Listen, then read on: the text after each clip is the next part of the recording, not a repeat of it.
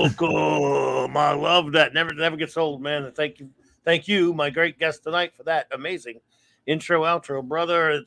Well, everyone, welcome, of course, to CLOBBERIN Times issue number 307 on YouTube, but number 1007 overall for CLOBBERIN time and then later. So, hello, everyone. Welcome to Monday Night Mark C. Comics Talk with our fantastic guest, the great Stone Loki, here at a special night, special time. Anyway, what's up, bro? It's clobbering time. That's it. I like that. I like that one too. Good to see you, man. Thanks for being here. Good to see you too, brother. We don't get to do this enough. Absolutely, absolutely, man. Absolutely. I always look forward to this, dude. Heck yeah, and we're getting to talk Justice League Doom tonight, so I am excited. I am stoked. I am ready to go. I as well. Absolutely. What you got going on, man? Out there, just doing the usual stuff, the show and all that. Doing the usual stick Monday through Friday, 8 a.m. Central Standard Time. We're kicking it off on Mornings of Mischief. We had a great talk about Super Nintendo classics this morning. We're going to be doing Taco Tuesday tomorrow. So that's early for tacos. Are they breakfast tacos or no? They're breakfast tacos. Hell yeah! Oh. And believe me, we get taquitos on the show. Oh. We do. So we had breakfast taquitos with egg, bacon, and cheese. Nice. Sometimes sausage, not often. Like it, love it. Of course, and Michael, the great ex-Mexican Iron Man, will join you. Oh yeah, man! Mike is such a great guy, and when he comes on, we have deep fried taquitos. No, I can't do that. I can't do that anymore. I can't. Well, of course, and he is a great fellow, except for how wrong he is about the Flash. That's he is a. And when it comes to the Flash, he is a dean, actually, dean of wrongness at Wrongo University, who teaches a special series in wrongness. As it's he's just wrong. Speaking of Flash, we've got a pretty good voice actor for Barry Allen in this, and Michael Rosenbaum. I really liked him. Oh yeah, we're gonna get to all those guys. I just wanted to.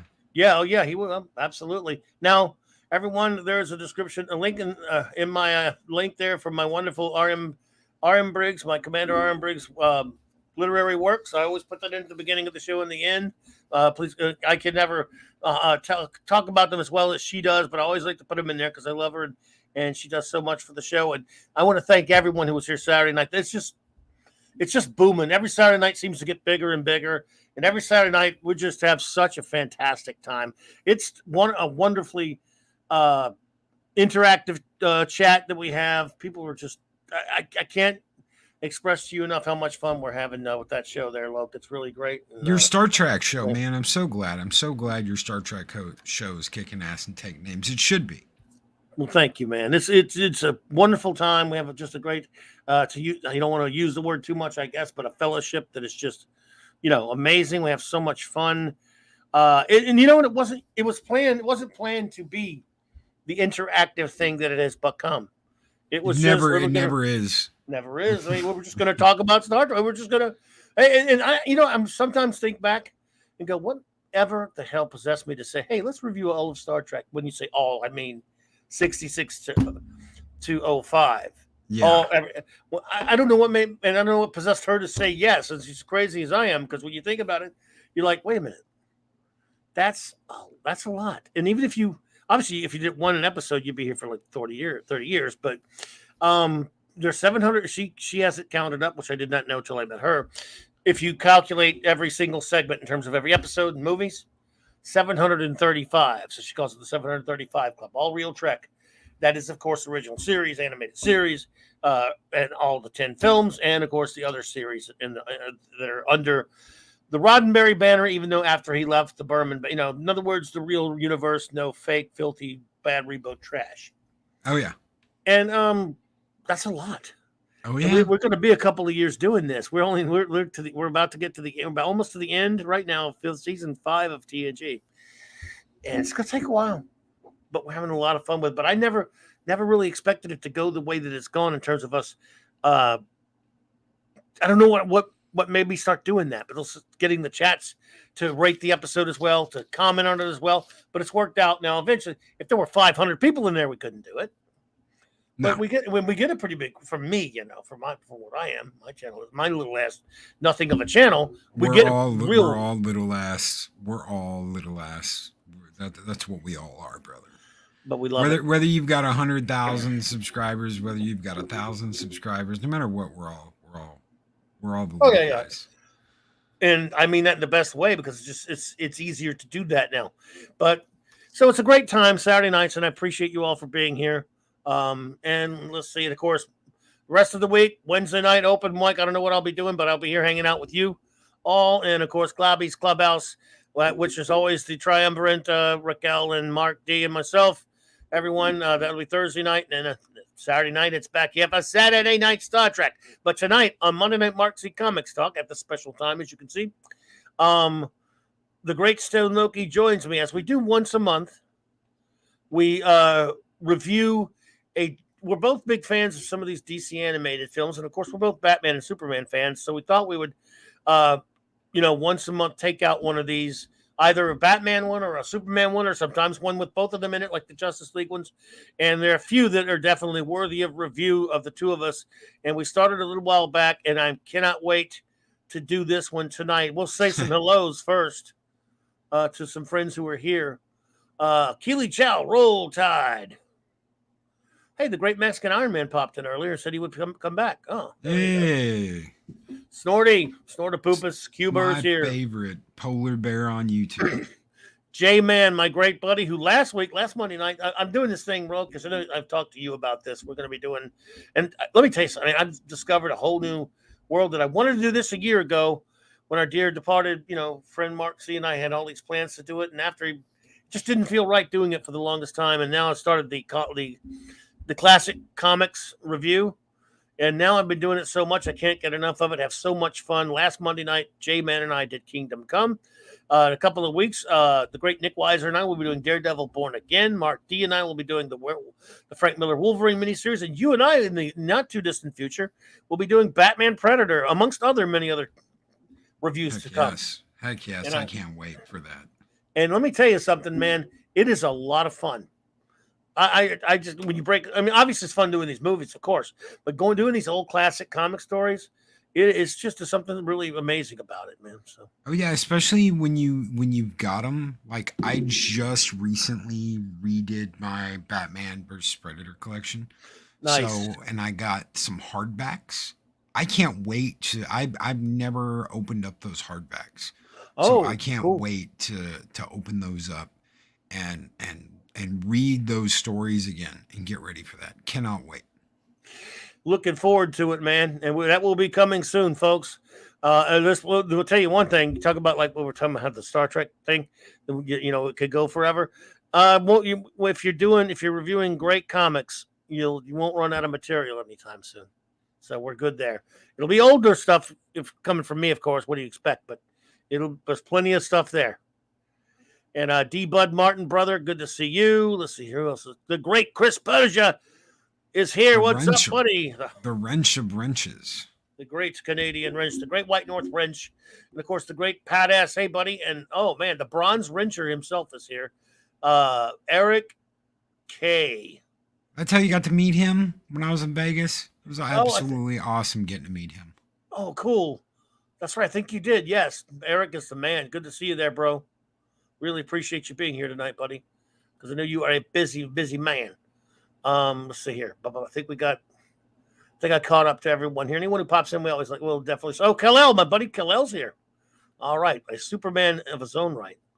And the great Hungry Boy is here. Hungry for real femme fatales to return. Aren't we all? Aren't we all? And to answer your question, some evil bitch pricked me with the needle of spinning wheel. That's how I turned to stone. Oh, that's the lore anyway. Dang it. That's a femme fatale for you. Well, buddy, Justice League Doom from 2012. The DC animated video film. It was loosely based upon an old Mark Waid comic called the series that they it was in a couple of JLA issues that they compiled into like a trade called Tower of Babel or something like that. Yeah. And for many years previous, Mark Waid and somebody like Howard Porter. I can't remember the artists all the time, so if I've got the artists wrong, I'm sorry. But it was adapted by the late great Dwayne McDuffie, who had passed right around that time. Unfortunately, that this one was I don't know. This may have been the last one he wrote. I don't know. But he was a prolific Marvel and DC writer, and wrote a bunch of these animated films. And it just when I watch these things, these animated films from back around that point. Trevor Cunningham, hello there. Loki. I have a just obviously a great sense of enjoyment mixed with a little sadness, knowing that we're never going to get this level of quality DC animated movie again, and this was maybe the last one. Do you remember when the biggest complaint that a comic book fan could make was that, oh, well, it wasn't Metallo that was supposed to be on the roof of the Daily Planet that shoots Superman, or it wasn't this person that did this in the comic book, it was this. Do you remember when it was that simple of a complaint? That was fun. Good old days. Because it wasn't Metallo that shot Superman with a kryptonite bullet. Was... I've read the comic, so I haven't even read that comic, and I don't know if it's been so long. You'd have to tell me. I would know. Oh, yeah, they mess around with stuff, yeah. Oh, yeah. But that was the biggest complaint we had. Right. That was the biggest complaint we had. Now, I mean, it's just like... Nothing to it now, huh? Yeah. Yeah, but they still had all the heart in the animated movies, all this heart, and every bit of that shows, especially in this movie, because you're dealing with some dark crap. Right. I tell you what, for me, now. It's funny how this is almost like the other end of the extreme. Let's talk a little bit about the aesthetic for a second. The characters and the artwork, the animation. If you look at the wonderful Justice League and Justice League Unlimited cartoons done in the Bruce Timm style. I mean, I love them, but they always take a little getting used to because everyone is very cartoony and everyone is Superman all blown up there to ridiculous, outrageous proportions in a sense. Superman's crazy big. People are big. It's bulky, but it's a cartoony style. But they're really good, so you don't care. I'm just saying they're a different style. This one, they're almost the opposite extreme. In some cases, they're too damn skinny for me a little bit. And I don't mean that in a bad way. But I'll tell you what. Look at it. It's the purest. It's the costumes the way they're supposed to be. Because I'm not big on Wonder Woman's top part there, but at least it's everything else is pretty much Wonder Woman's costume. Flash, Green Lantern looks perfect. Superman looks perfect. I'm not a cyborg guy, and I've never thought he belonged to the Justice League. But my point being is, they right off the get-go, I'm sorry, superheroes, I'm not going to compromise sometimes when they don't make them look the way they're supposed to. And if they had done this with trashy Screw 52 costumes, or if they didn't look like my classic group of the Justice League that I grew up loving, it would be a serious detriment to this movie for me. Maybe not everybody else, but for me it would, as you're of course well aware by now. You want your characters to look right. There's nothing wrong with that. You want them to look right. It's certainly a plus, bud. It's certainly a plus. And in this, I'd like to get 5 more movies animated with this type of art, with them looking just like this. And another thing I love, we'll talk about the voices in a second, but you mentioned Michael Rosenbaum. It's him, but he's not Wally in this. This is Barry. No, this is Barry. And I'm a Barry guy. Look, when it comes to Flash, and I love you, Max Ecton, Iron Man, but I love Flash. And when it comes to Flash, I'm okay with Wally. I'm a Barry guy through and through. I love Barry and I love Jay. Those are my two. Those are my two Flashes: Jay Garrett and Barry Allen. Wally's okay, like you said. Wally's okay, but Wally was always Kid Flash to me when I was growing up, though. So he's Kid Flash to me. Yep. And Pat S says, "There's a part of me that wishes was drawn JLA cartoony style and have itself between JLA and Justice League Unlimited." Clobby. But I'm fine with this. I mean, I really like this. Like I said, watching it just today again for the first time in a while. It does make me go, wow, they're really skinny sometimes, but that's okay. Look, again, the other one, the Tim ones, they're just the opposite. They're like, God, they're gigantic. So they're flat, they're cartoony, but the show is so good you don't care. I'm just saying. But the most important is getting your costumes right. Superheroes, and I've always talked about this, Loki, forever. Dude, superheroes are part of their costumes, not entirely, but their costumes are part of their character. Because and when you love a superhero, you want them in the costume that you love. You might love variations on them. Like, for example, I'm so picky, it aggravates the shit out of me when Superman doesn't have the S on his back, on his cape. I love the S on the cape. Yes, dude, I'm one of those guys too. I love the S on the back of the cape. It doesn't look right without it. It's just the red cape. I want the S on the back of the cape too. I'm right there with you. Totally agreement. Some people want don't the like S it. On the back of the cape. I love it. I love it. It's not on this, but I live with it. But I mean, because everything else is great, especially from considering where we are now. But that is, I'm telling for an example, someone who I trust dearly, I forgot who it was now, was telling me how good one of these very recent of these films was, and said you should try it anyway, or whatever. And in the first two, it's Justice League Dark, that latest one, right?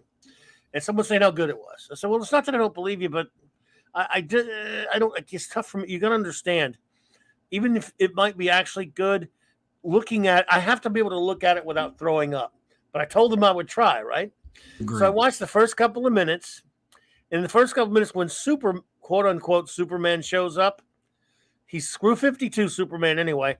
And I promised him, I thought I would keep my promise and watch the whole thing. 5 minutes in, of course, it's got all this ultra gore and bloody crap too. But I mean, that's not really going to belong with my superheroes personally. But I can't look at him without vomiting. And all the other heroes too. They got Flash with his stupid chin guard thing. Batman, I hate his damn chin guard outfit. Some costumes are more extreme than others. Superman's, though, was the deal breaker. I had to turn it off. I realize a lot of you guys like that cartoon. I'm looking at it, and I can't sit there for another hour and a half wanting to vomit all over the place, and I can't look at Superman in that outfit. You know what? When it comes to Batman, there are moments where that like metal, almost like Batman Iron Man suit is very appropriate.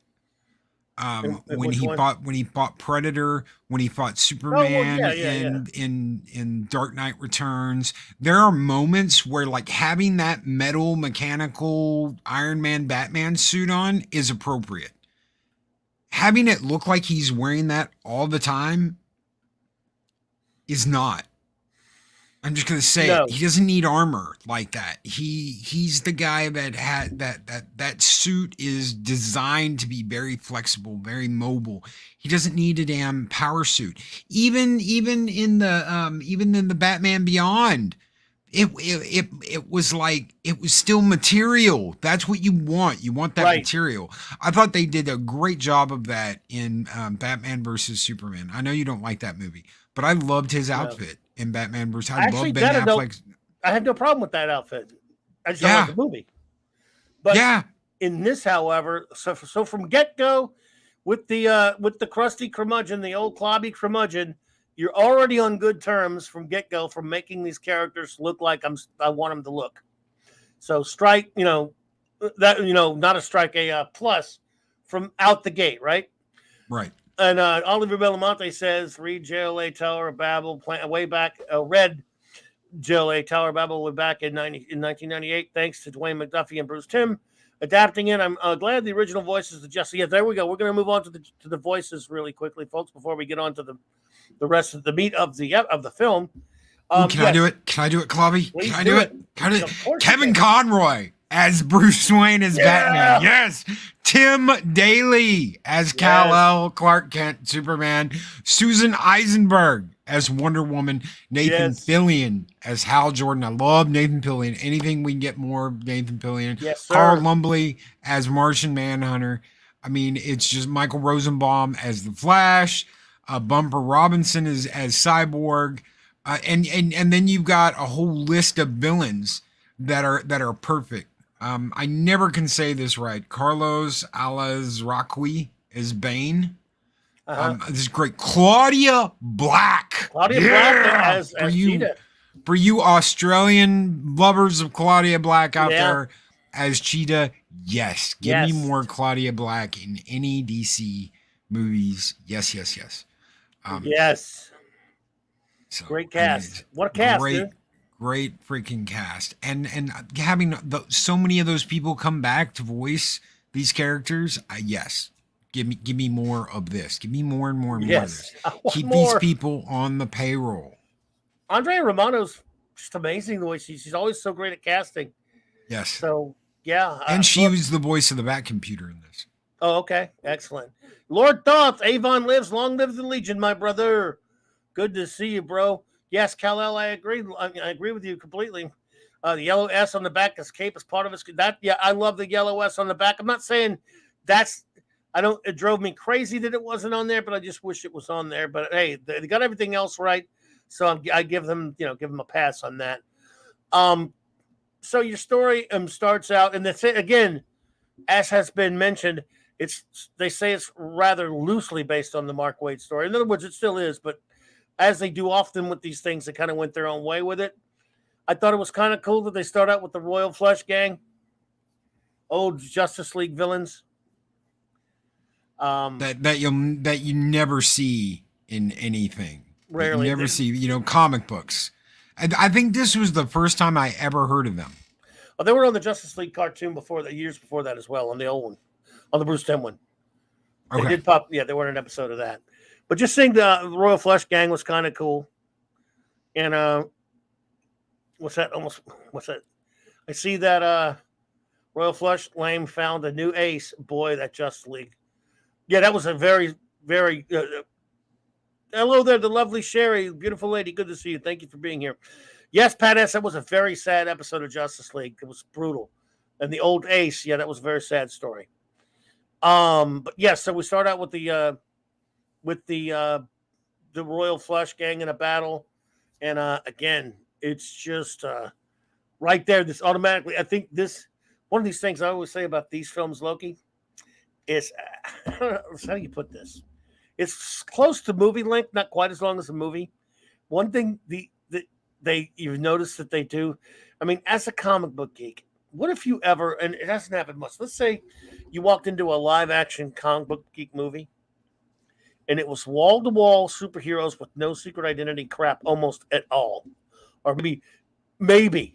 If you're never going to get that. Maybe like 2 cents of it. Like, well, in this case, it was needed. But it's all about the superheroes. It's almost never happened. Name me a time it's happened. I'll wait. No. I think the closest you're going to get is that 89 Batman.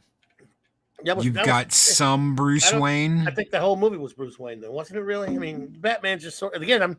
I can't think of one, dude. I can't think of one. Even good movies, Batman's barely in that movie. Don't you think? Yeah. Here's what I'm saying. We were talking about this before. Remember Batman and Superman Public Enemies? Yeah. Oh yeah. No. No Bruce Wayne, no Clark Kent. You see it a little tiny bit in this only because it's necessary to the story.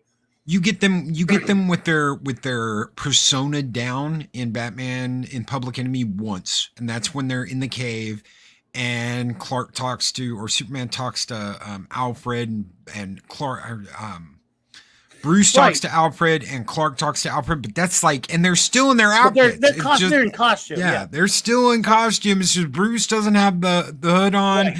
And Superman's given something to Alfred to have steam cleaned or some shit. And as you, as a comic book reader, know that when you were a kid, there were many times, not every issue, of course, but many times you would pick up a comic book and read it, and it didn't have any secret. It was all about the superhero adventures. Yes, the secret identity stuff was in some issues. I'm not saying you don't do that. That's not what I'm saying. But it was conceivable. There were times you could pick up an issue and it would just be wall-to-wall superhero stuff, and you were okay with that because you were a kid and you love superheroes. These movies are like that. Yes. Because the movies, all the live-action movies are always I'll bet you, if you went and analyzed every one of the live action superheroes movies almost ever made, and you weighed how much Secret Identity and how much super identity is in it, you probably go 60-40 wouldn't even be. It would probably be anywhere from 70-75% the person out of costume, and the rest you get the again. Am I saying it's wrong or right? No, I'm just saying, as a kid who loves superheroes, not the normies out there, the you, the me, the people like that who loves this stuff. That's such a thing you'd never really see in a live action movie. But boy, how do you get it in an animated movie? And who cares about their goddamn personal life? I want to see superheroes, and that's what you get here. That's what you get here. Again, just a point I always like to make about these things that make it a lot more fun. And this was also a lot of fun when he mentioned Ace, which is a robot now. So they said something about him hurting Superman before. He said, "Hey, he sucker punched me," and then he knocked Superman under this big counter thingy in the opening battle. Again, this movie's from get-go, it's superhero action, which is pretty cool. It's a lot more to it than that, by the way, but there was a nice opening. And I liked it when he just, because I'm thinking, oh God, Bruce Timm and Paul Dini Superman, I have a lot of problems with, even though I like him. This one, no robot should give Superman that much trouble. Boom. Nope. Bust his ass. And I love it. That was really pretty damn cool. So you have a really cool opening action sequence. Especially once the League shows up. Once the whole League shows up, because it's not, who is it in the very beginning? It's just Superman and Batman? It's just Batman. There's the thing. Just Batman. Batman gets himself hurt because he won't listen. He won't wait for him. Yeah. And then the whole team shows up, and it's like, oh, this is a whole nother ballgame now. For live action interpretations of Superman, do you prefer the yellow S on the back of his cape with the black outline on it, Reeves' cape, or without? I probably prefer the one on Reeves, I'd say, but I mean, either are good as long as there's an S on there.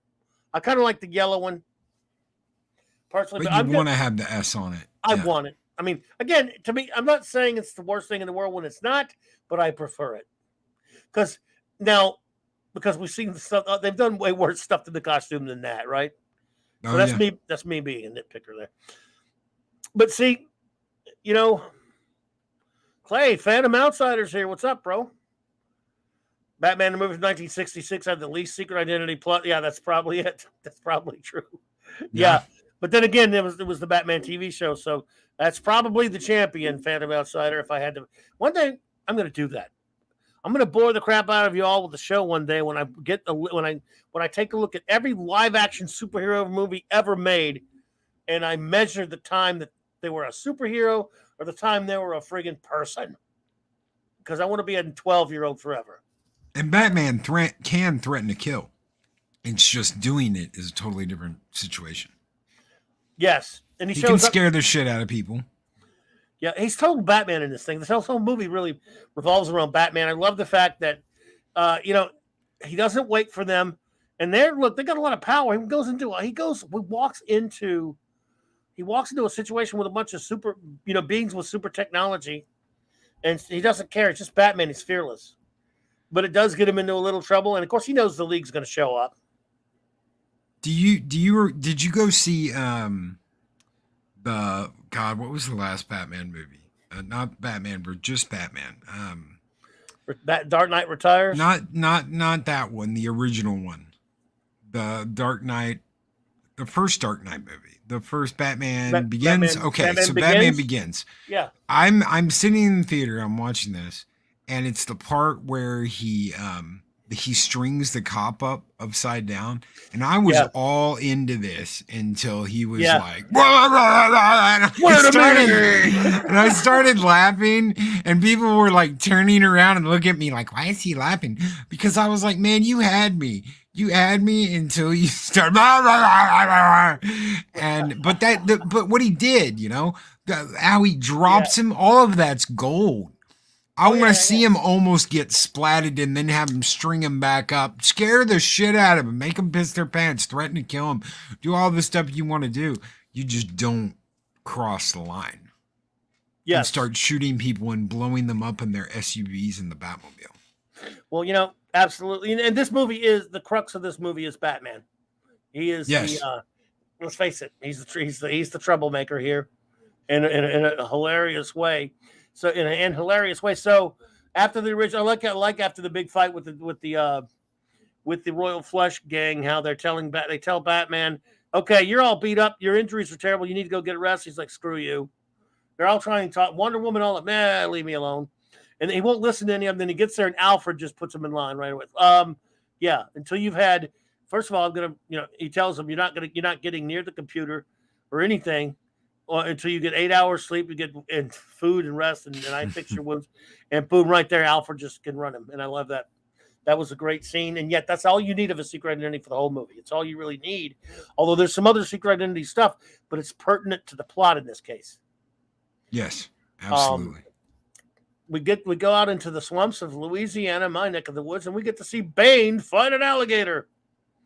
That's a big alligator. And Bane's small. Bane's kind of tiny, right? Oh yeah, Bane's just like, wimpy little alligator. Steve Mitchum. Yeah, on early today, buddy. Special time. The Woke Breaker. Hello there.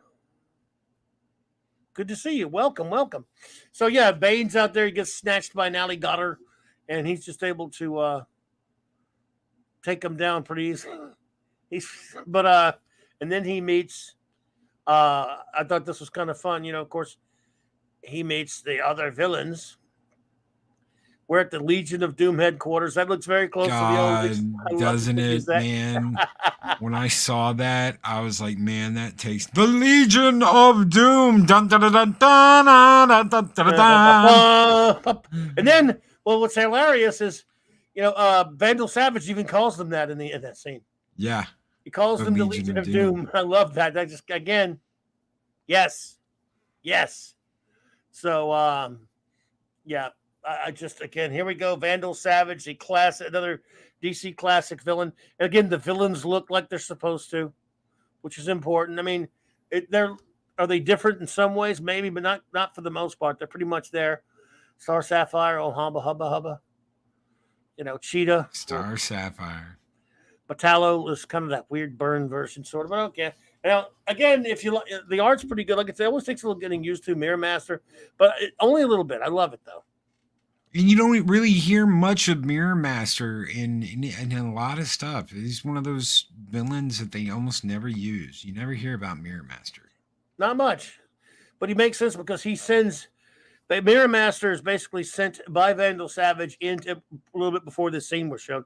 He finds a way for him to use holo technology or interdimensional technology, I should say, to sneak him into the Batmobile, to sneak him into the Batcave. And I love that scene when he's in the Batcave, and he tells Vandal Savage, he's doing what he's supposed to be there to get something out of the Bat computer. He tells him, I could probably use this thing to go up there to find out what his secret identity was. No, you got more important things to do. By the way, besides, I already know his secret identity. Yeah. You know Batman's secret identity? Yeah, now get your ass out of there. That's right. Figures that Vandal Savage, if anyone would know it. And he does mention that he stole the technology for that from Luthor. Who, interesting, is not in this movie. I know. I kept expecting to see him because he's in the Legion. He's supposed to be part of the Legion of Doom. It's like Luthor. Come on. But see, Vandal Savage is smart, though. You don't want to get involved with Luthor. It's like getting involved with the Joker. It's never going to work right for you. If you want to run the show, you don't bring in the Luthor or the Joker. Yeah, that's true. Absolutely true. Yeah. So. And Bane's too dumb. Bane's, me break Batman back. And that's all Bane cares about. Yeah. The rest of them are all, and this one, he offers them all like $100 million. So they all want money. Kind of a strange thing for some of these characters. Like, I don't know, but now they all want money, which is fine if it kind of fits them.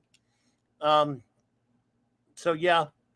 And so on with the plot, they proceed to go after each one of the characters individually. We'll find out why later, including, wow, what a scene. This is just one of the great, Bane going after Bruce Wayne and digging up the Wayne's graves. Yes. Holy shit.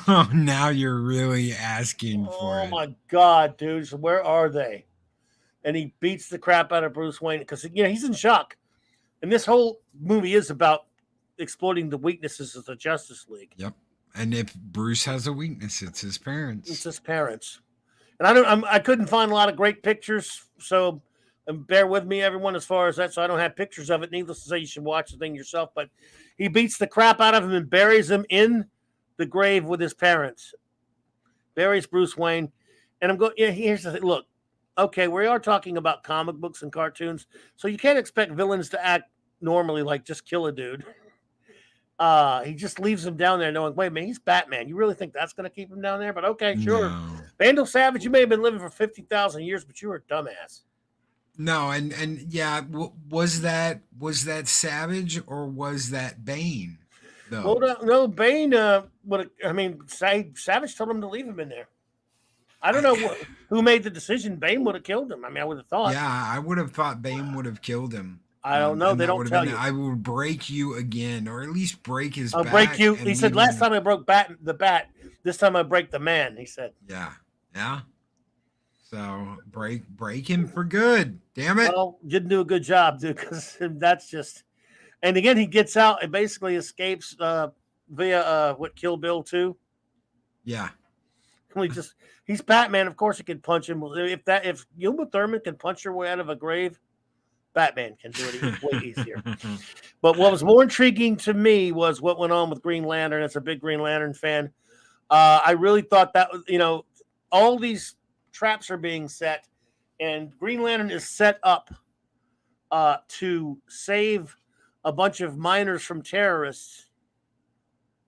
Cam's Crush. What's up, Cam? Good to see you. Yes, and he accidentally, of course, he doesn't know what they are at the time. He accidentally, while trying to save them, gets a woman named Carol who looks just like Carol Ferris killed. And of course, Star Sapphire comes along.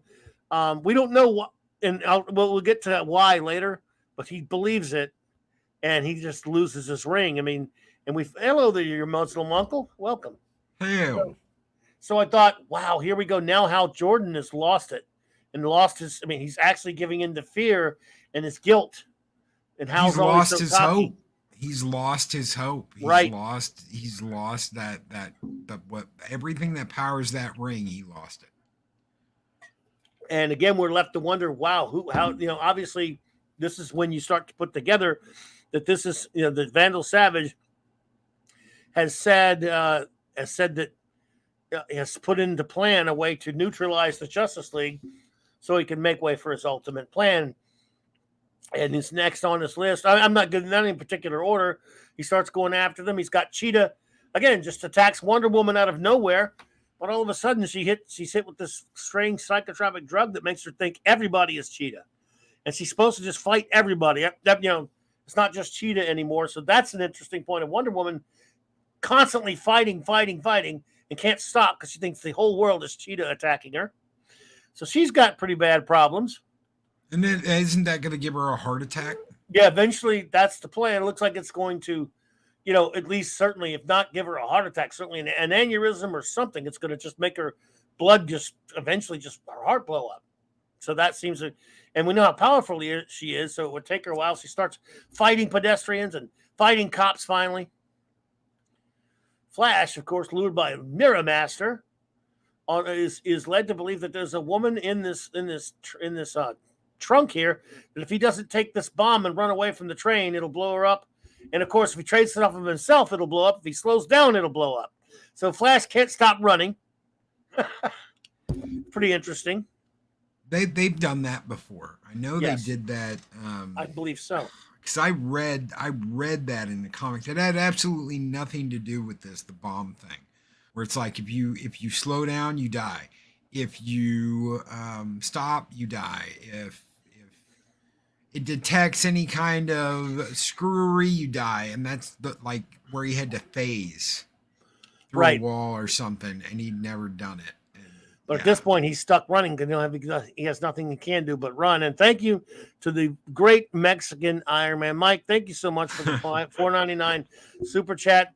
This Green Lantern is the real Green Lantern. You bet, buddy. We're on the same page right there. Hal Jordan rocks. Yes. Hal Jordan's the man.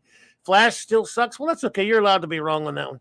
Speedy Gonzalez is not as fast as the Flash. This isn't Wally, Mike. This is Wally. Barry. This is Barry. Mike thinks running is a silly superpower. I love running. I mean, I'm not Super going to run speed. myself, but yeah. It was supposed to give her a heart attack. That's exactly what they did say in thing, Phantom Outsider. Yes. But thank you for that. We always need you there for that to keep us on our toes. Indeed. Even though they did say aneurysm as well. But that's let's see here.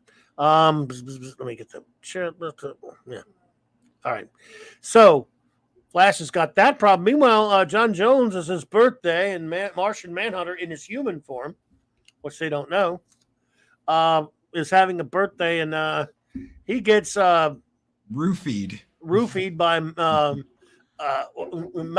Malefactor, whatever his twin brother villain of Martian Manhunter, twin brother villain, to ignite on fire and be unable to put the flame out, which is pretty horrific for a Martian anyway, who was completely and utterly, that's his kryptonite, sporting with fire. Isn't it interesting that these guys know exactly I wonder why these guys all know what to do. You'd think they're, I wonder, you got to wonder why. Why are these guys so able to exploit these weaknesses?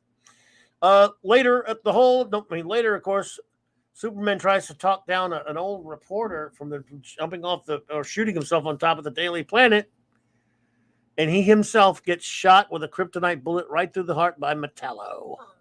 Yep, Metallo was playing him the whole time, acted like this guy that was on the edge, and Superman goes up to save him, and yeah, boom. Man. They're all getting taken out.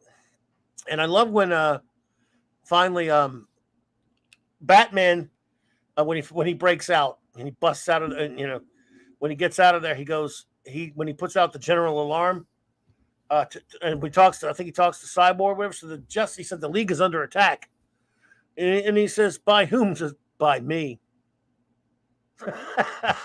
By me, because he knows right there that it's all so yes, everyone, Vandal Savage has stolen plans, it's contingency plans put together by Batman, if in case any of the League members, any or all of them, ever should go rogue, go wrong for whatever reason, be taken over by mind control, whatever it is, a way to neutralize them, not killing them, but a way to stop them. A plan against the Justice League, because Batman always has a plan, which is an interesting bit of drama later. But so Batman, of course, he sets in motions the way to start taking care of it. And I love when he goes to see Hal Jordan. That's one of the best scenes in this thing for me. If you're a Hal Jordan fan, if you are a Green Lantern fan, when he confronts him and he tells him what happened, he shows that Carol Ferris is not a person, that was a robot. And he tells him that it was part of his plan. They used Scarecrow fear toxin on him because he says, because he's, he knows I know your power is based on will. Well, fear is the enemy of will. And then he's about to give him the antidote to it. Hal says, I already have one. And he puts the ring on. And did we lose Loki? Did we lose Loki? Oh, for some reason it was muted. Oh, no, okay. I'm still here. Oh, cool. So I just love that bit there with Hal. Just, when he realizes what's happened to him, Batman tells him about, the fear toxin. He doesn't even need need the damn up. He just needs the ring. Yep. He just fear is the enemy of will. I already have it right here, and he just puts the ring. That was great. That was a great character moment for Hal. And then, of course, he sends Cyborg to deal with Wonder Woman, he ends up helping her before she ends up killing herself. Yes, getting a heart attack. Batman tells Flash, and it's funny, again, you need Batman to figure these things out sometimes. He says, well, you're gonna have to take a chance. Is there an iceberg anywhere near you? He says, everything's near me. He says, nothing that's not near me. Basically, he says, there's nothing that I'm not near, because he's so fast and he's the Flash, Mike. I'm sorry. So the Flash takes a risky gamble and just runs through an iceberg and is able to leave the bomb in it, which was close, but Barry gets out of there. Hal is the greatest of all time, Lord Thoth. You are correct, brother. And then Batman is able to assist John, while also they're able to take care of Superman. They had to get a kryptonite scalpel thingy to and get John Jones to help perform surgery on Superman on the street right there to get the bullet out. Excuse me. And now we've discovered. Now we're all in our okay. Who did this phase? What's going on? So they go back to the satellite, and basically they find out Batman. You know who did this? Batman did it. And I love the bit where Hal says, "First of all, I'm not so sure I have a problem with Batman's plan." He said, I mean, he's not so sure it wasn't a good idea because they're all pretty pissed at him. Oh, yeah. But was it really unjustified? I don't know. Seems like Batman always has a plan, and Batman was just, just concerned that the Justice League can be dangerous. Look, if any of these heroes went rogue, they could cause a huge amount of problems. Whether it's a Flash, whether it's Hal, whether it's Wonder Woman, whether it's Superman. And as the Dark Knight, the greatest detective of all time, you can't tell me he's not going to investigate every single way he could take them down if he had to. Absolutely. The one guy that's going to do that is Batman. And of course, he's under the strict knowledge that this is never going to get out to the public, which it did. Because he's not thinking, well, no one's going to get into the Batcave and hack it from the inside. There's no way that's ever going to happen. And then it happened. And then it happened. Because Batman's not infallible either when you get right down to it. That's right. So, of course, they find the location of the Legion of Doom headquarters out there deep in the swamps of Louisiana. When Batman, of course, again, and then the League themselves find out where it is, it's time to go kick some villain ass. Oh, shit. That's the way they all look like. Oh, no. Oh, well, they're alive and shit? Well, no, that ain't good. You know? And so that's where it's time for the big showdown. Let's and what a showdown.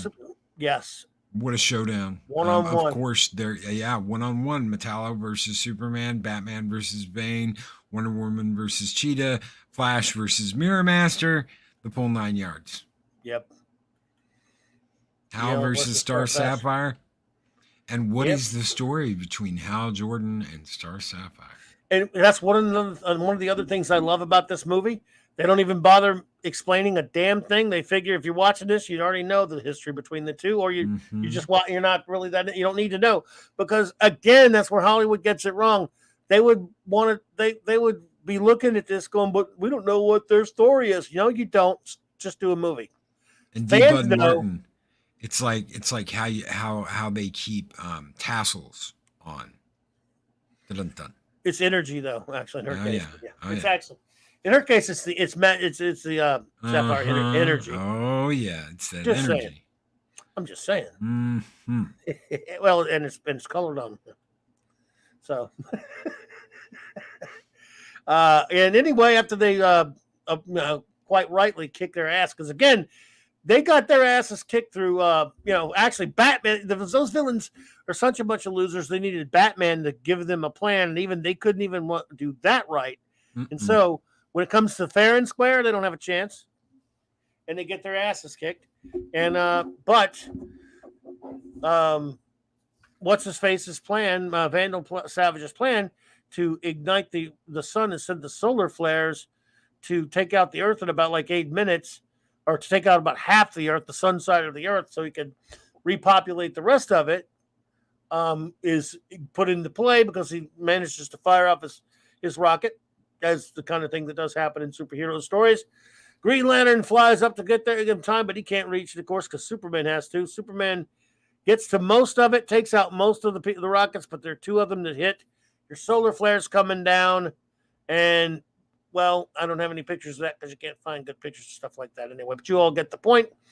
They end up stopping it. Woo, imagine that. They end up saving the day. Come on. No, that never happens. It's a Justice League. Yeah. They save the day. And again, you can watch. You should watch. If you have not seen this, folks, I think you can tell by now we're highly recommending it. And yes, and look, no one wants to see Superman get killed. No one wants to see Green Lantern get killed, or Wonder Woman, or the Flash, or anything like that. But I'm going to say this: there is this. Well, what would have happened if they would have just taken them out? It's possible. If the villains just killed him? Metallo raises the pistol towards Superman's head. Superman stands there like a dork, thinking it's just gonna bounce right off of me. And instead it takes Superman out. And it could have killed him. Superman could have legitimately been killed. They were trying to kill Hal. Batman could have been killed. They all should have been killed, but they're just underestimated. Yeah. Although, again, the most lame was Bane, because since Batman was not on the list. But the most lame one was Bane, because you don't leave Batman in any situation. You either kill him or you don't. No.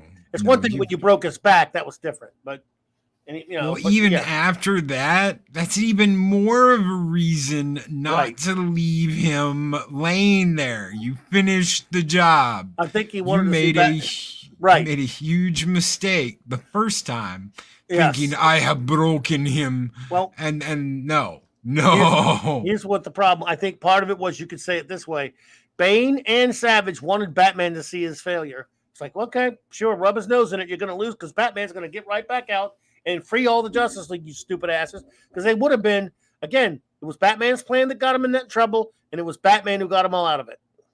Yeah. The least powerful one of them all, Batman got them all out.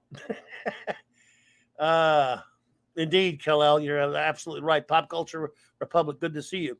So basically, we then, after everything is over and they've saved the day, we're on the satellite, and they're not too happy with the Bat. And but Hal Jordan kind of understood why he did what he did. Yeah. And they said, Superman tells him, well, we wouldn't have done the same thing to you. He said, then you're a bunch of damn fools. Yeah, then you're a bunch of damn fools. And basically, Batman says, and if none of you can understand what kind of problems the Justice League can be, then I'm out of here. That's right. So he kind of quits. That's the way it seems to me, like Batman quit at the end. Yeah. Although we'll never get it. Yeah, we'll never get another movie, so we don't know. No. If you don't like it, then I won't be back. But Batman's like that. But but Batman was, maybe, I don't know, he should have found some other way to guard those secrets or something, or maybe he should have put them in his computer, but he didn't think he was going to Batman's arrogant, and Batman makes mistakes. Yeah, Batman makes mistakes. And I don't think Batman was quitting forever, Steve. I think he was just letting them think that he's quitting for a while. Batman wouldn't run out on him. Batman is just I don't know. He just likes to kind of keep him in line a little bit. He's their friend. But yeah. And this was written at a time, by the way, even though Wade wrote it, and Wade didn't like Bat Bros either. A lot of people who were writing Batman in the late 90s and in the early aughts and stuff were writing like Batman like Bat Bros. Morrison in particular, and a lot of them were writing Batman to be a complete asshole and everything. To the point where it was overdone. Yes, he's a badass, and he could be a turd. He could be really, terse with people and short with people and stuff like that. But they kind of took it to an extreme in the comics for a while there, and this was around that time they were doing that. But he wasn't wrong to have a plan against the Justice League. He just kind of screwed up, and then he corrected his mistake. No, he did exactly what he should have done. Anyone in Bruce's position would have done exactly the same. And when he said that to them, when he said, "You're damn fools," yeah, it could happen. at any time. Look what happens.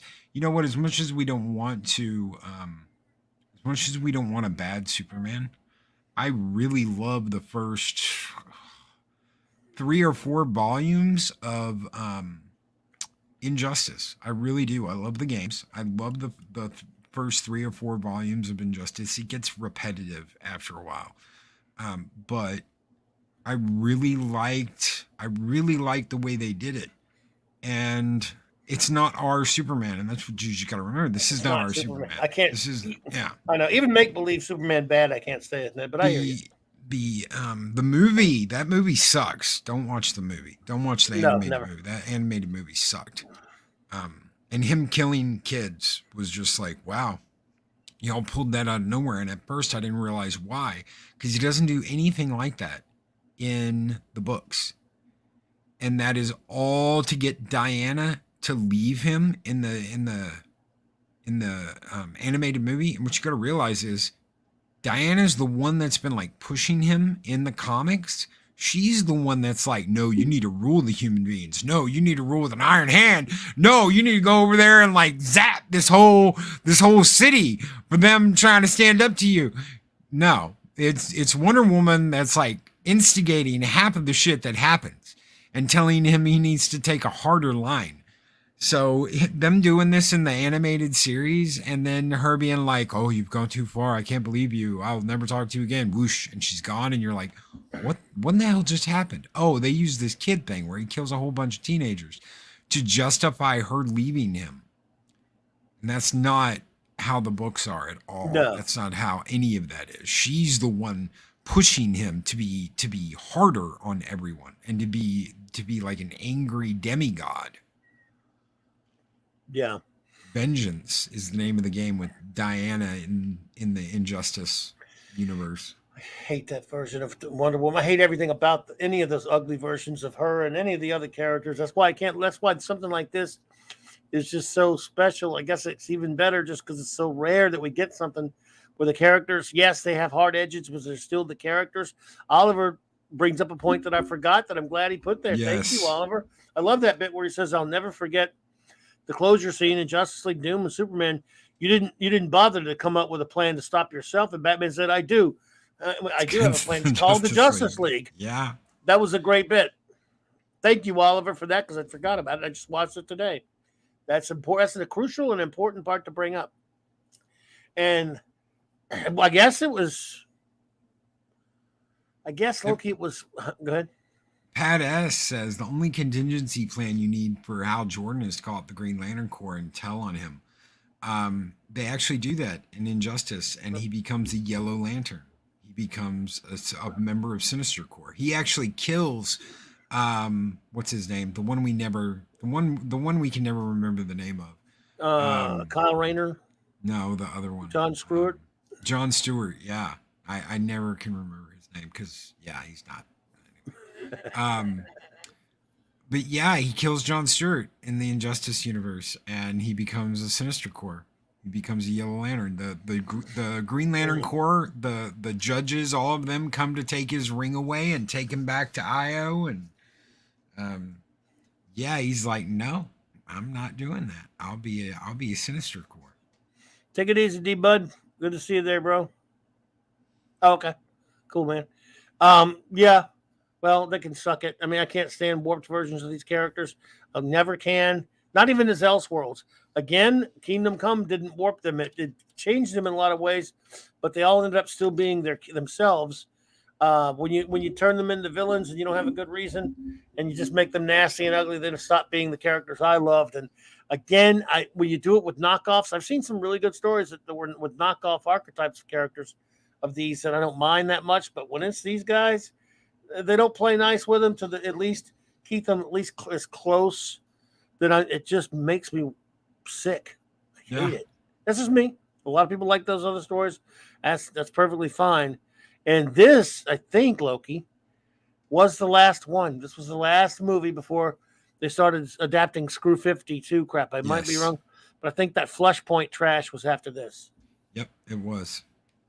And Flashpoint. I don't even like that movie. Oh, I everyone loves that. really So many don't. people love it, but I hate it. And that was the one that signed the death warrant. And then the next one was War, which was Screw 52. And I'm no, I just, but it's We've still got a lot of movies we can talk about too. oh And yeah, a lot of episodes, a lot of two-parter episodes. There's a oh god, ton yeah, of Batman animated series two-parters, of oh yeah, oh yeah. Superman, all kinds of stuff we can talk about. So What are some of the ones overall? First of all, we'll sum up on the Justice League Doom. Yes, Flashpoint, where they ruin not just the Flash mythos, but yes, a lot of different stuff. But yeah, I basically we usually give ratings of 1 to 10. I guess I think if I remember right. What do you give Justice League Doom on a scale of 1 to 10?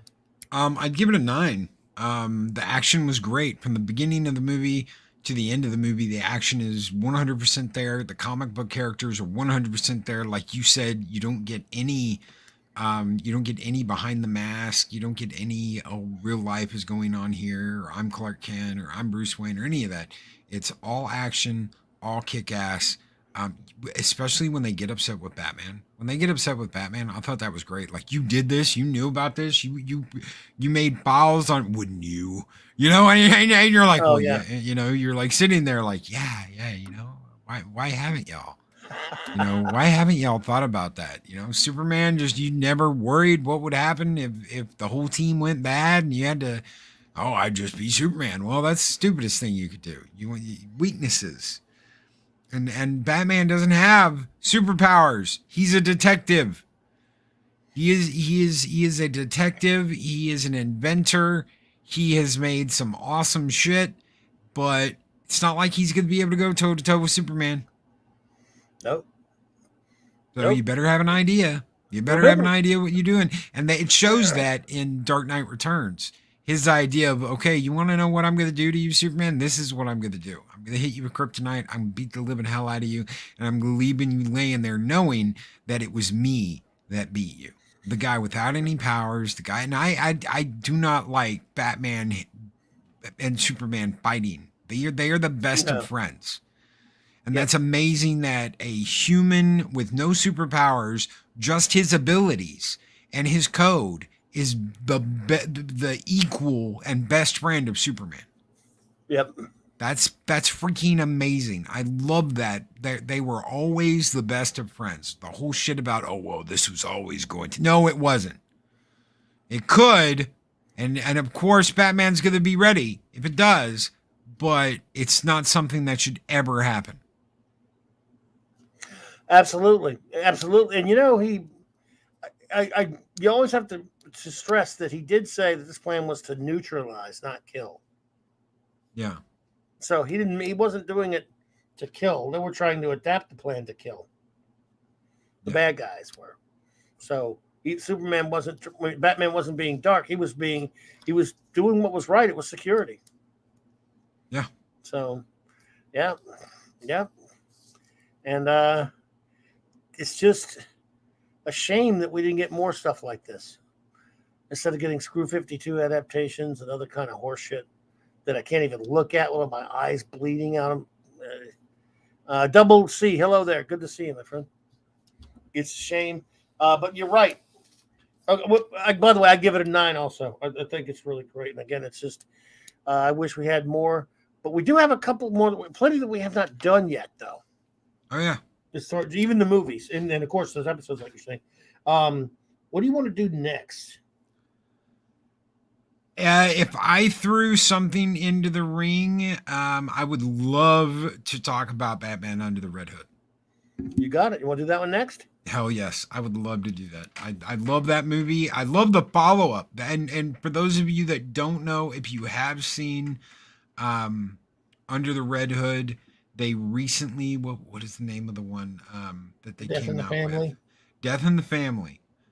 Death in the Family is a update of Under the Red Hood. There's a lot of stuff from Under the Red Hood in Death in the Family. Well, we will do it next then. I mean, that would be on your same bat time, same bat channel. Because I have not watched Batman Under the Red Hood in quite some time. I would love to watch that again. I still have not watched Batman Death in the Family yet, but I watched it. Now, I guess we could do it. You don't want to do it in the same show or do them like one each on a different show, probably. Up to you. No, we can do it separate. Okay. They're probably for the best. But yes, I remember really loving Under the Red Hood. It's pretty brutal, but still Batman. And I love Jensen Ackles as Jason Todd. Yeah. I thought that was great.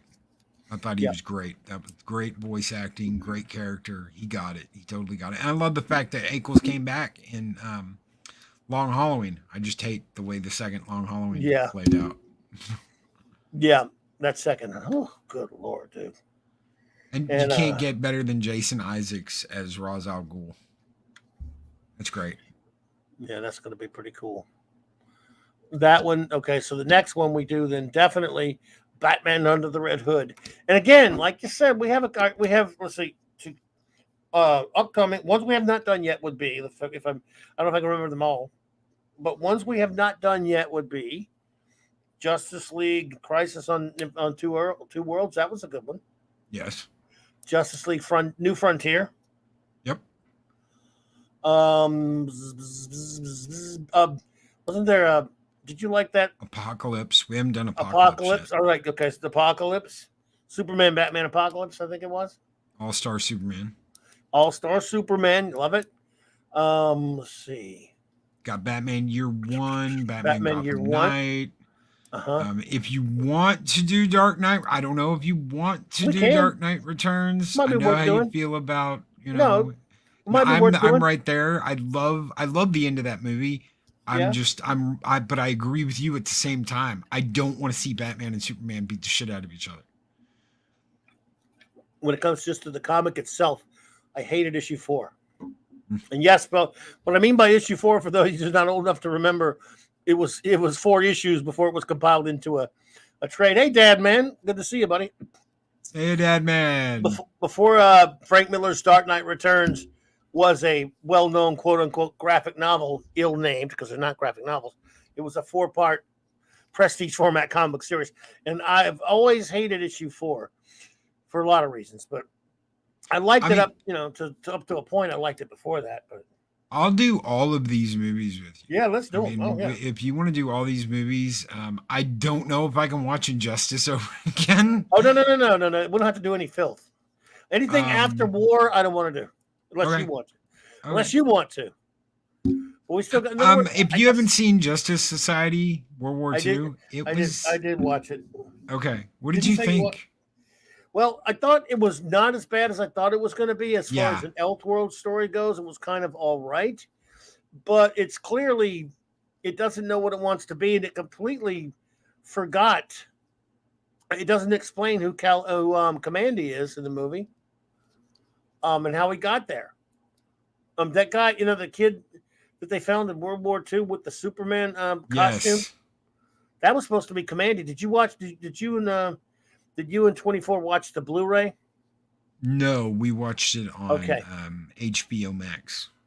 The Blu-ray of JSA World War II, all right, has, like a lot of these Blu-rays do, a short, animated short. I love some of these DC animated shorts. This one is sheer joy. It is Jack Kirby's Commandy from the 70s, a 20-minute little short film and it encapsulates a lot of that old series done in the Kirby style art.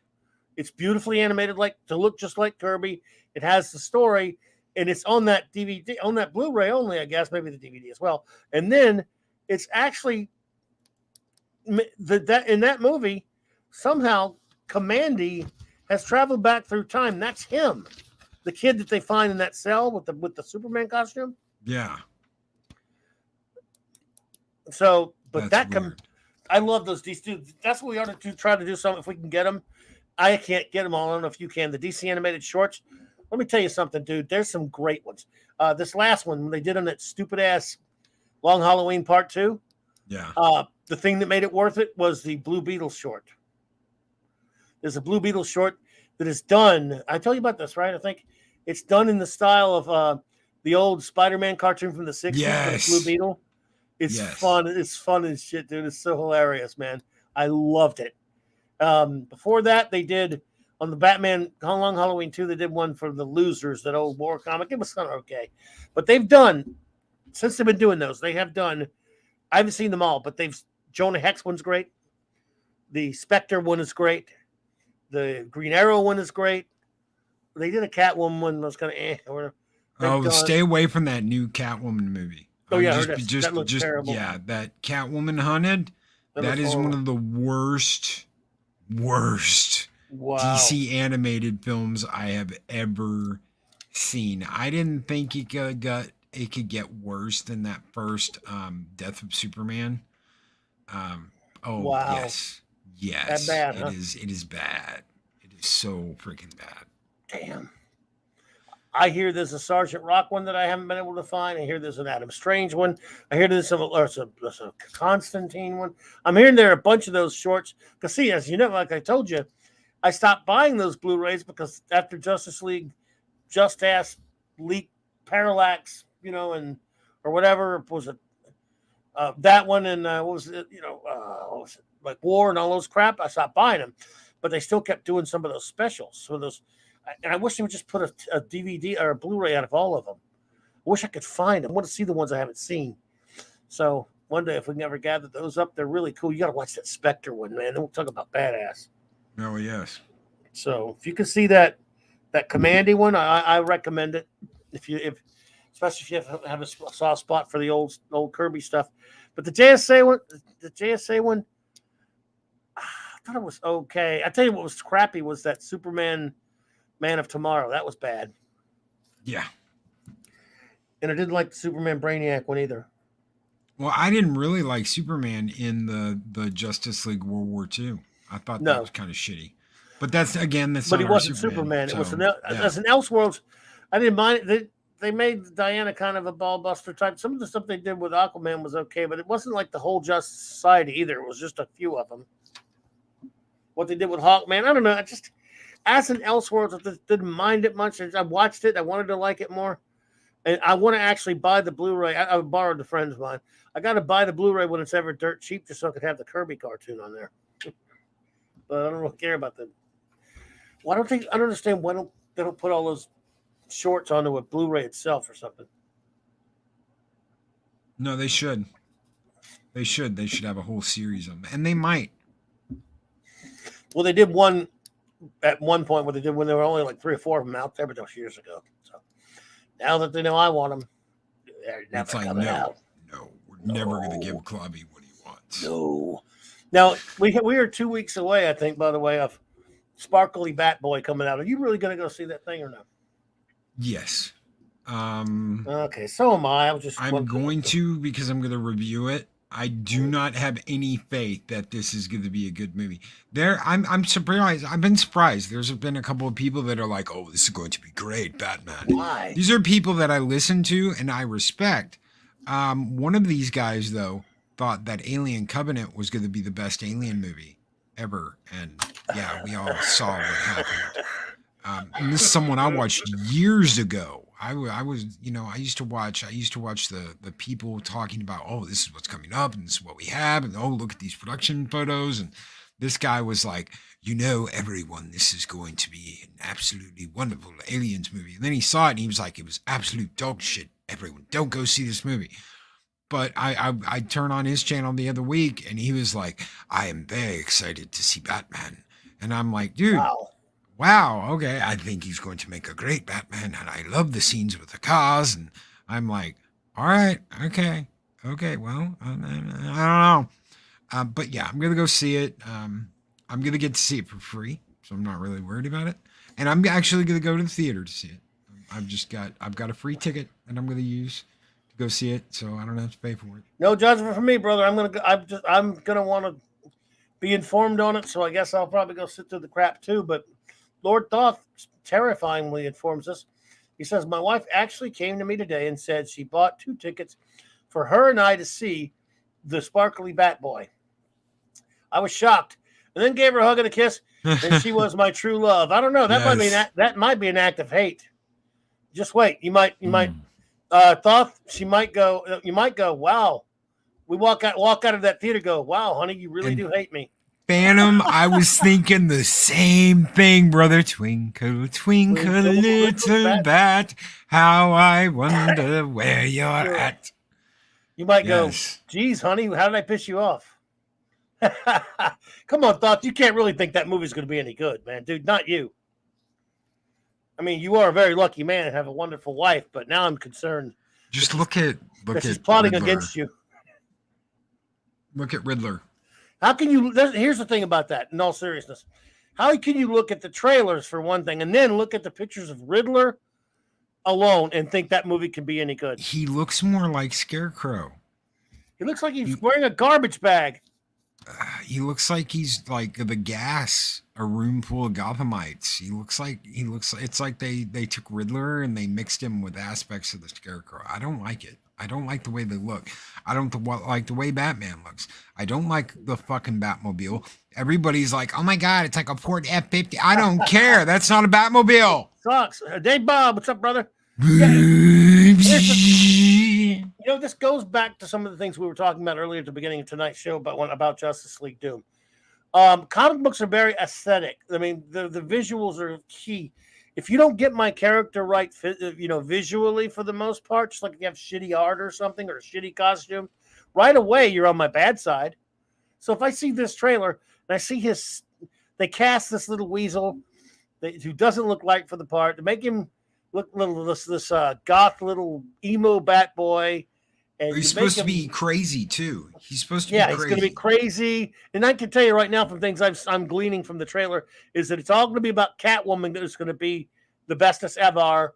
And he's going to be just showing him how to be a superhero. Just like showing him. Yes, just like a certain animated movie you and I reviewed a while back. See, he's going to be an emotional fucking water boy beating the crap out of people. And then Catwoman's going to show him and teach him how to be Batman. Exactly. Just like a little animated movie you and I reviewed a while back. Yep. Eric K., thank you so much, my friend, for the $5 super chat. You're too kind, buddy. He says, Bat Sparkles will be 20 minutes of Pattinson doing meth and 2 hours and 40 minutes of a meth trip. Batman is not a dirty 160 pounds meth head living under a bridge. Thank you, sir. And that's exactly what he looks like to me. It's living under a bridge in a van down by the river. Down by the river. Look, I don't begrudge anyone going to see it because I'm going to go watch it too, just so I can talk about it. And I'm going to get made fun of for going to see it. But believe me, if you're not someone who needs to talk about it and be informed about it and you don't want to go, I don't blame you. Don't go. To hell with these people. No, don't go. Let us go in your place. Yeah, I'm going to have to talk about it. We'll talk about it. If you don't want to go see it, don't go see it. But see, I don't do either one of the two. I don't like people go, why you going to see that crap? You're not helping if you go see it. Nah, look, go see what you want. It's our job. This is what we do. This is what we do, ladies and gentlemen. Someone the other day was going after a YouTuber, Clobby, because they watched something and they said exactly that. If you're just gonna talk bad about it, don't even watch it. You shouldn't even be watching it. Don't watch it. This is what we do. Yeah, but then when you don't watch it, you go, okay, and they go, well, how you know it's any good if you didn't watch it, Mr. Smarty Pants? Right. Boom, you can't win. You're dead either way. No, that's why you don't even try and work with these SJW purple-haired land whales. Don't even try and talk to them, because that's exactly what they're trying to do. These uppity purple-haired land whales they want to run you into the ground. And see, this is like the worst thing. You catch these mouthy little bastards on Twitter, and they've got responses turned off so that they'll say something. They just like throwing shit out in the ether, and you can't respond to it because they've got comments turned off. That's pussy. That's being a pussy. Yes, of course. No, yeah. Look, I just say it's fine either way. In other words, there are people who, like, I've had friends for years and years now because of, when I'm doing the show, whether it was on the old format or here, that have said to me, like, if I had been bitching and moaning about something that was that was coming up, like some new Snyder garbage or whatever, and people would say, like, wait a minute. You're always saying how bad it looks, but you're going to see it. I said, yes, because I'm the one talking shit about how it looks. And I'm always, when I'm doing that, I'm always being fair and saying, look, I'm just telling you what I'm reacting to what I'm seeing and what the people who are making the film are saying. If I'm doing that, then I gotta back it up and watch what they made. Okay? Then I will have the info, because if I don't do that, what credibility do I have after the thing's already out in the theaters and I'm saying, yeah, what a piece of shit. And they'll go, did you see it? Well, no, I just know it sucks. Well, you have no credibility then. So if you're gonna talk the talk, you gotta walk the walk. You've got to watch it if you're out there putting yourself out there. And that's what I think. So I believe I had to, that's why after 2 years of fighting with people over Man of Steel, I had to go watch the thing. And what's it? Something dear to your heart, Clobby. Been trying to find a complete, very fine set of Nova from the 70s. eBay is not doing it for me. Damn. Nope. Maybe 24 could get you on the right path with that. You never know, Lord Beth. You might know. You never know. Give him a shot. But I think all I'm saying, look, is I think that if you are going to talk the talk, you're going to have, in other words, if you're going to spend every day going, boy, that looks like shit, which I do. I admit it. I see trailers like the Batman or whatever's coming up and go, oh my God. But in fairness, I'm going to watch it. And then I'll have the info. And people say, you shouldn't even bother going to watch that crap. Well, yeah, but as soon as I do, if I don't do that, then they're going to go, oh, you can talk about it, but you won't even go watch it and give it a shot. And then they'll still accuse you of being biased, but at least you'll have watched it. That's right. So I watch it. If it's geekness that I'm interested in, and I can't say, no matter how bad it looks, that I'm not interested in any new Batman movie coming out, no matter how bad it looks, because I love Batman, I love geekness, and I'm going to want to know what happens in that movie just once. I may never watch it again. I could never sit through the Dark Knight Rises again, probably. And I could never sit through BVS again or Man of Steel again. No, and then they're going to try. What Warner Brothers is trying to do with the Ezra Miller movie is do like a multiverse movie, and that we've already got that with Spider-Man. They're going to come off looking like, they're just doing the same thing Spider-Man did, except they're doing it with Batman. I honestly, at this point, I don't give a shit how many Batman you want to get for a reunion. Even if you get Michael Keaton, you're going to ruin it by ruining Michael Keaton's Batman. And that's all you're going to do is ruin Michael Keaton's Batman. And these people can't help themselves. They've just got to fuck things up. Of course. But they got to dump on everything. They love dumping on everything that is beloved and that has any kind of fan following. These are people that, I don't know. I've never really understood the mentality. Loki, if it's something I think sucks that I don't like, but I know a lot of other people do, I might tell you what I think about it, that I don't like it, but I'm perfectly fine with the people who like that thing not having it ruined for them, because I can live with it. I don't need to go and destroy it for them. I don't need, because I would like the things that I love not be destroyed. So I might say, yeah, I'm not into that. I think that's garbage, but I don't go into their backyard and piss all over it either. I'm just like, that's just not my bag. No. Unless I'm involved in it. It's different when it's the superheroes, because it affects me when garbage like Hack Snyder and all that shit, that affects me. They'll jump in your backyard. They will jump in your backyard. I had some crazy bitch telling me the other day I was black-pilled. Loki's just black-pilled. Loki's all black-pilled. He doesn't like anything. No, I like plenty of shit. I'm just going to be real with you. I'm going to be real with you, and I'm going to be honest with you, and I'm not going to blow smoke up your ass telling you, oh my God, Kathleen Kennedy's going to get fired, and oh my God, this and this is going to happen. I'm not going to lie to you. I'm not going to lie to you and say, oh, Han and Leia are going to show up at the last episode of Book of Boba Fett and Leia's going to be pregnant with twins, and it's the end of the Disney trilogy. And then when that doesn't happen, continue to lie to you. That's what I'm not going to do. I'm not going to lie to you and continue to lie to you and just say, oh, this person and this person is this because they don't want to listen to me. I'm going to give you my honest opinion, and I'm always going to be honest with you. Yeah, and I bet I know who you're talking about. I just don't know why people care so much what anyone else watches or thinks or anything like that. I mean, I really don't. Why people, Why people care if some of us don't like Disney Star Wars? Who cares? Yeah. Yeah. Right there with you. I mean, if you like it, it's a shame. I hate it. We can have the discussions over it, but it's not black pilled if you just think that it sucks and it's probably never going to get better. Is that black pill? The whole black pill thing. Who came up with that? People that don't want us talking about things. Yeah, they don't want you having a different opinion. They don't want you having That's right. A quote unquote negative opinion about something that they hate not being the center of attention. And when they're not right, they have to scramble and treat other people like shit because they're not the center of attention. They fucked up. They said this was going to happen. That didn't happen. And then they all look like dumbasses and they've got to scramble to stay relevant and important. So they run their mouths about other people. So. Yes, sir. And it's a damn shame. I say, look, watch whatever the hell you want to watch. Like whatever you hell want to like. I mean, look, I might disagree with you, but I'm not going to kill you. Yeah.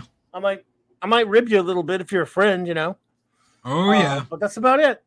Like, you like that shit? Jesus Christ, dude. Kidding around.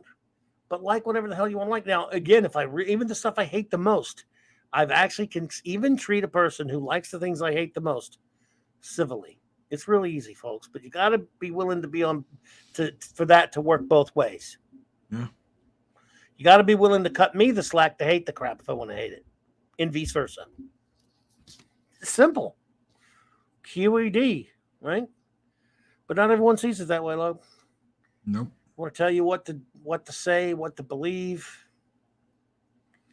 If you don't get on board, I don't know. So I will. Oh, well, that's just too far there, hungry boy. You saw a fired. No.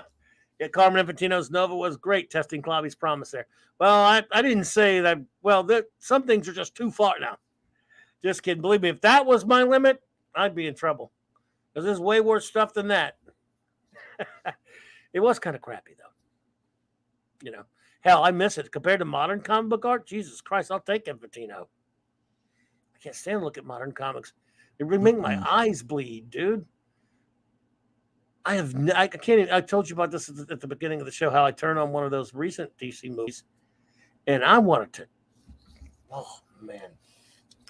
Oh, by the way, did you see what Apollomy did for me? No, I didn't. What did Apollomy do for you? Look what Apollomy's minion did for me. Oh, wow. She did that bead painting. I put a couple action figures to show. Oh, wow. That is beautiful. God, she is such a wonderful person. Thank you, Apollomy, by the way. She is so wonderful. Yeah, Apollomy's minion rules. So I just, it got, I feel so bad for her. She said, don't you worry. It got a little cracked up, the frame and shipping. But can you imagine you do that with beads? That's amazing. Even my Thing Hulk action figures are just astonished. We're like, wow, we can't even fight over this. Who's that orange guy? Look at Dad Man. Appreciate it, your comments, Clobber Times, about Pissmaker. I always call it Pissmaker by habit. Keep up and enjoyed episodes 2 and 3. You gave your thoughts and observations and led it up to me. Good decision. Well, thank you. I hope you're enjoying it. I thought it was an okay show. I mean, it's fine. I still have to take a shower after I watch it. I don't know. Have you been watching that? Or I don't know if you watched that one. Mm-mm. Yeah, it's all right. I'm not that super excited about it, but it was, it's funny. If you're a James Gunn type, fan of a James Gunn type thing, I think it's a pretty funny show. I like that opening theme though. Yes. But let's see here. Phantom Outsider says, in comic book news, currently Real Comics, Marvel Comics, #1, first Human Torch, Namor. Publisher's copy is at auction. Current bid.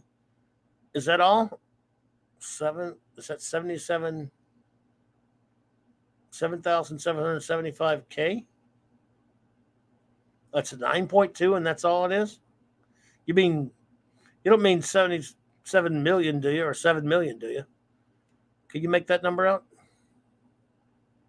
775K. That would be like 7,750,000, I think. Yeah, I think that's what he means. Yeah. Yes. Okay. That makes. Thank you. Thank you, Todd. Or 775,000? Yeah, 775,000. Okay. That makes sense. I didn't think there would even be possible for there to be a. Thanks, Phantom. I didn't think there would be possible to be a 9.2 of that.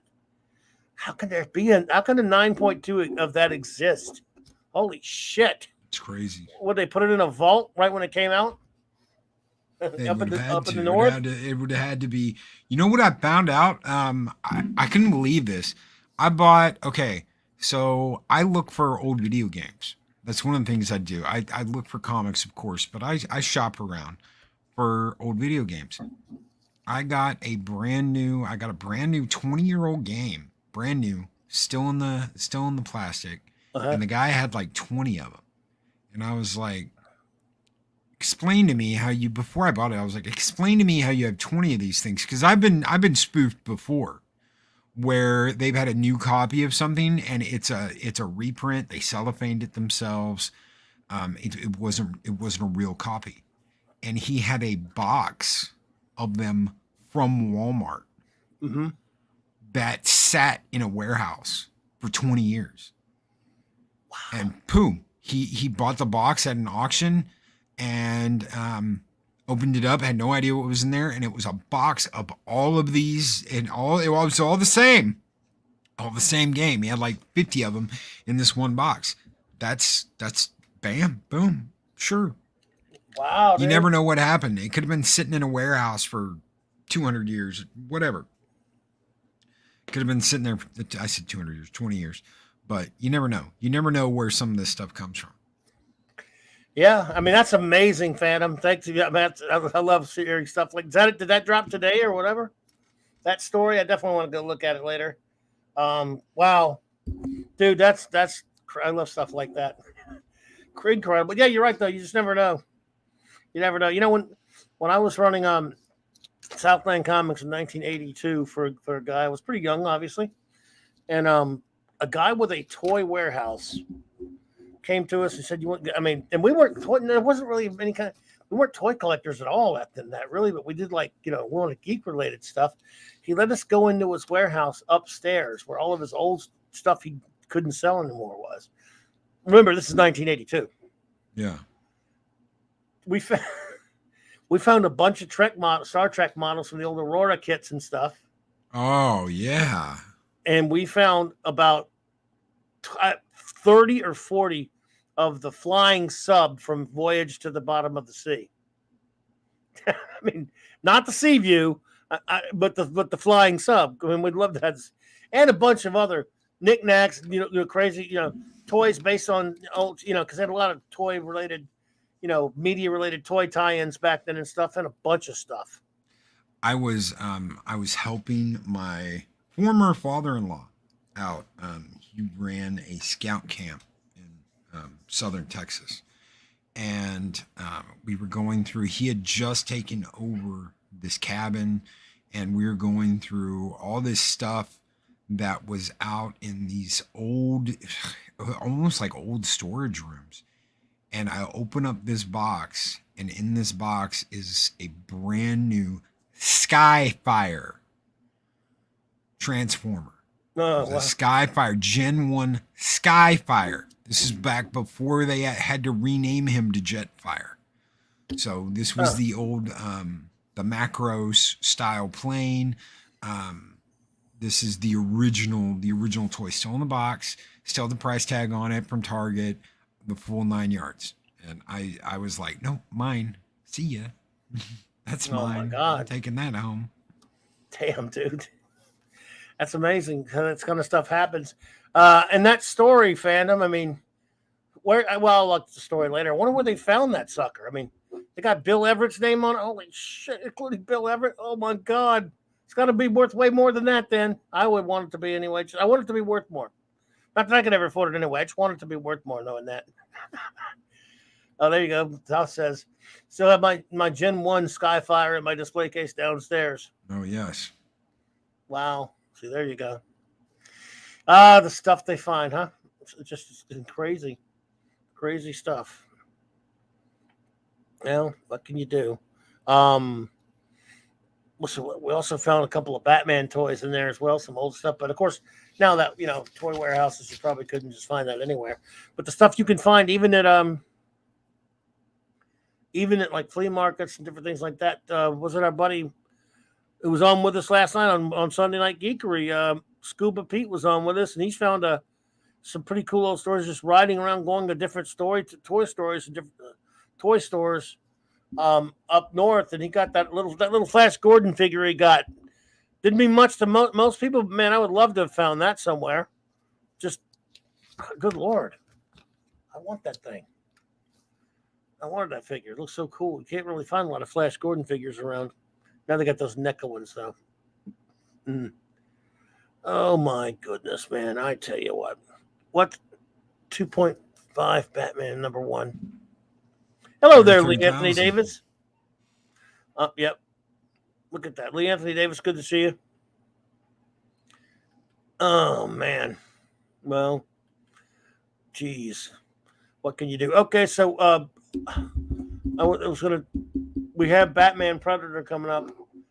Do you want to do that sometime like end of March or early April?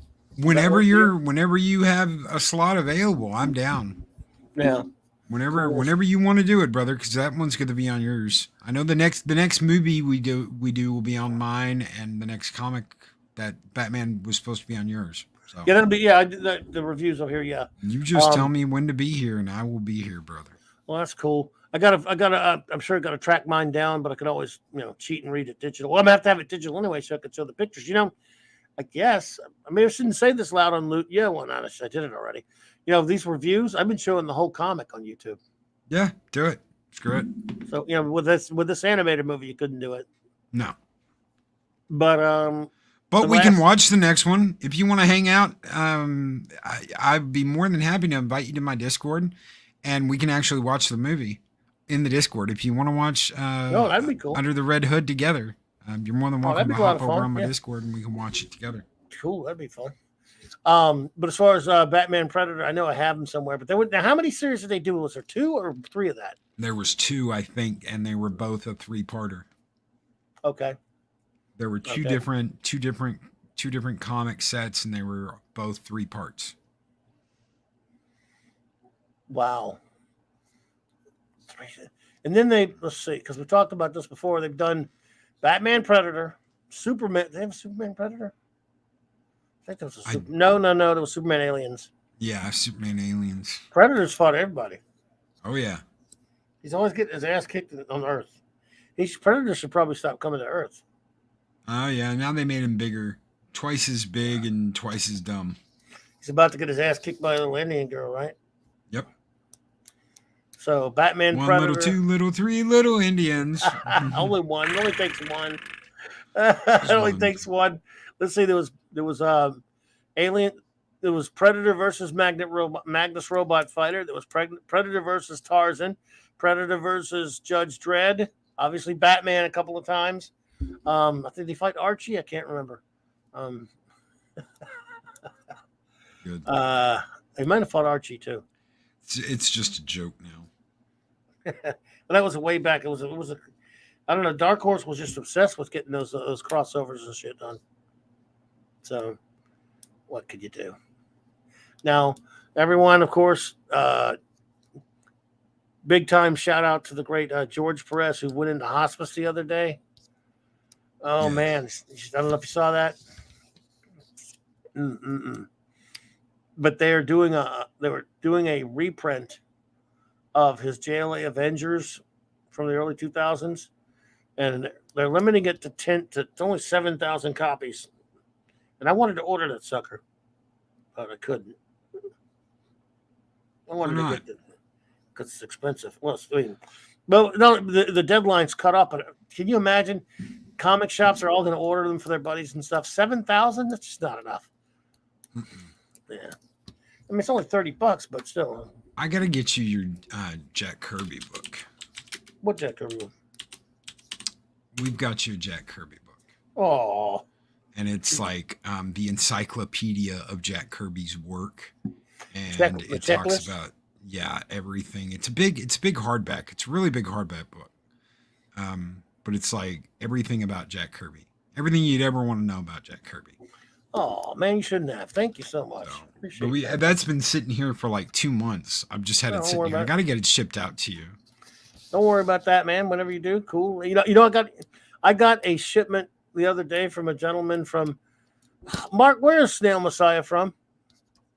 Snail Messiah is from Denmark, I think. If I'm getting that wrong, I don't have it in front of me. I mean, I have his letter in front of me, but I don't think I have his address in front of me. But he is from way over there. It's like Jack Kirby's Complete Works or something. Is it a black cover? No, it's silver. It's a silver color. It's like a silver gray. I may have it. I may not. On the camera. Denmark, I think, right? Yeah, so that's quite a bit. And he just wanted to send me some comics. It was really cool. He sent me some Beetle Bailey comics from over there. Oh, hell yeah. And that was very nice of him. So, very cool. Well, everyone, I guess we've reviewed the movie. Do we got anything else going on we need to tell anyone about? Just still doing the morning show, 8 a.m. Central Standard Time. Drop on by. Love to see y'all. Yes, indeed. Yes, indeed. Well, everyone, here's, of course, the link to the wonderful works of science fiction from my amazing first officer, Raquel Briggs, right there. Yep. Hey, LT, pretty soon, dude, you're also up, man. Look, you're on the hook to do a review show with me. We're going to review the Great Darkness Saga, brother. Can't wait to talk some Legion with you, pal. And let's see, Wednesday night, folks. Please join us. I'll be here hanging with you doing something. And then Clobby's Clubhouse, Thursday night, 9 p.m. Central Standard Time with, of course, the triumvirate, Raquel and Mark and myself. And then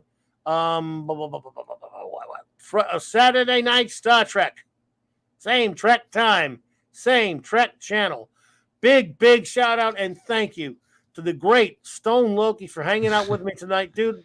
It's always so much fun, man. Thank you for having me. I know I keep you too long, man, because I know you're busy and stuff, but I can't help it. I love talking to you and hanging out with you. No.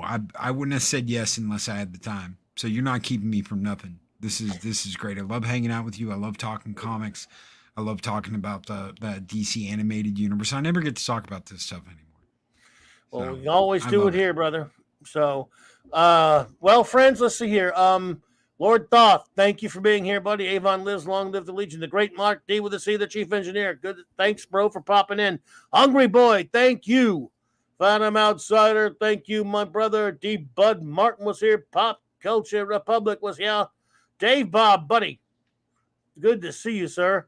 Who else is here? The great Eric K, the Bronze Wrencher, and the great Chris Persia was here as well. Lee Anthony Davis, thank you for popping in. The lovely Sherry was here earlier. Lovely Sherry. Let's see here. I know I'm going to forget, Steve Mitchum was here, brother. I'm going to forget somebody, you know that. Good to see you there, bro. Dad Man's Walking, thank you, buddy. Good to see you. The great Kal-El was here. Just double checking, everyone. Just double checking, don't want to miss anybody. Well, I hope I did not miss anyone, folks. But thank you so much all for being here with me tonight. It's been fantastic fun. Oh, Pat S was here. Pat S. Oh, yes. Yeah, buddy.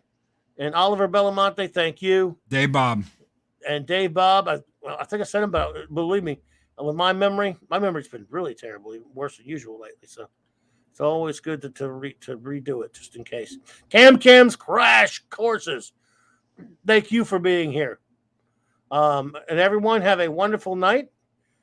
Get that. I'll have both Spinner Rack videos out. Actually, 4 of them out this week because I'm a week behind.